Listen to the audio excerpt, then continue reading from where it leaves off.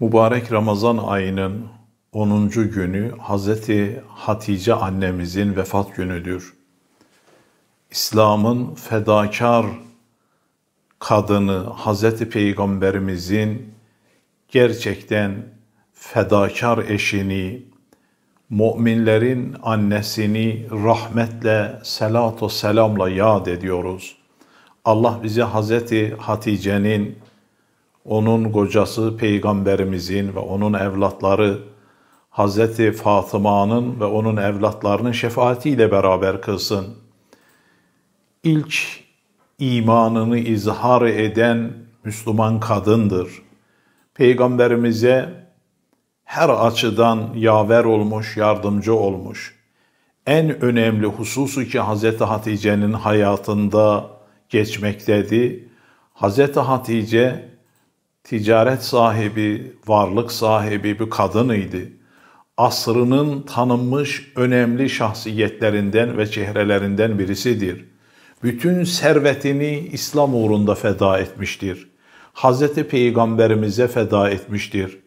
Ve İslam onun servetinden fazlasıyla faydalanmıştır. Hazreti Peygamberimizin açık beyanı vardır ki, hiçbir yardım maddi olarak Hazreti Hatice'nin serveti ve sermayesi kadar olmamıştır. Onun özellikle Şe'b-i Ebi Talib'te kaldıkları dönemde Müslümanların ve Şe'b-i Ebi Talib'te bulunanların doyurulmasında, ihtiyaçlarının giderilmesinde Hazreti Hatice'nin malı, serveti, parası harcanmıştı ve masraf edilmişti. Velhasıl İslam'da gerçekten öncü olan, her açıdan öncü olan, hem İslam'ı kabul eden ilk kadındır, hem servetini ve sermayesini, ömrünü, yaşamını, ihtişamını, her şeyini İslam için ve peygamber için feda etmiş bir kadındır. Son anlarında tarihte şöyle geçer, Hazreti Peygamberimize hitaben arz ediyor, Ya Resulullah, ben vefat ettiğim zaman mübarek abanızı bana kefen edin.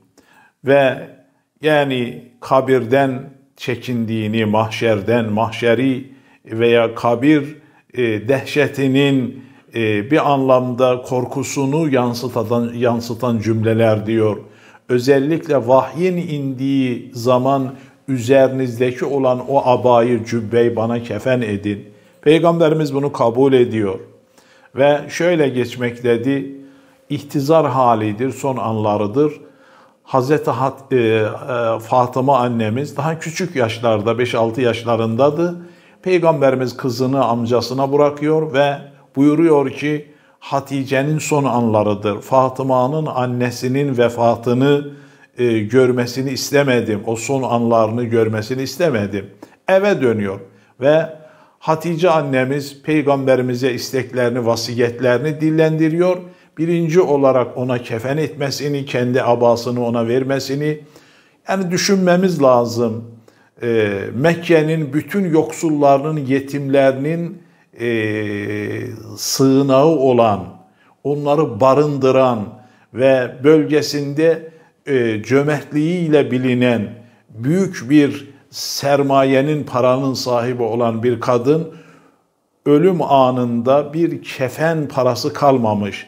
Peygamberden istekte bulunuyor ki bir anlamda onun giydiği cübbenin manevi boyutu var, onun cübbesini kullansın ve diğer taraftan da gerçekten bir kefen parası bile kalmamış. Hepsi bizim için ibrettir ve derstir. Peygamberimiz diyor ki, ya Hatice böyle yapacağım.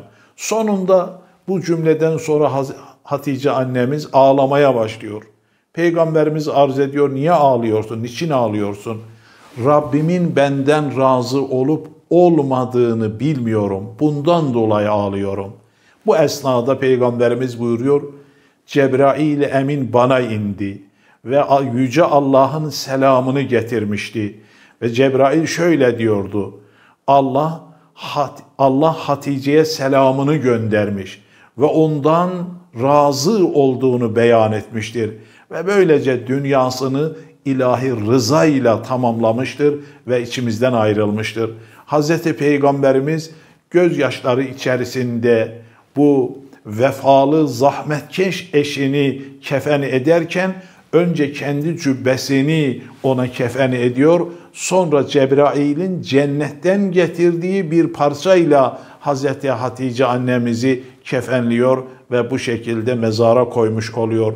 Evet, Hatice annemizin hayatı ve yaşamı bizim için gerçekten İslam'a gönül verenler için ibrettir, derstir. Allah bizi ondan ibret ders alanlardan ve kıyamet günü onların şefaatinde olanlardan karar buyursun. Allah'ın emanında kalın.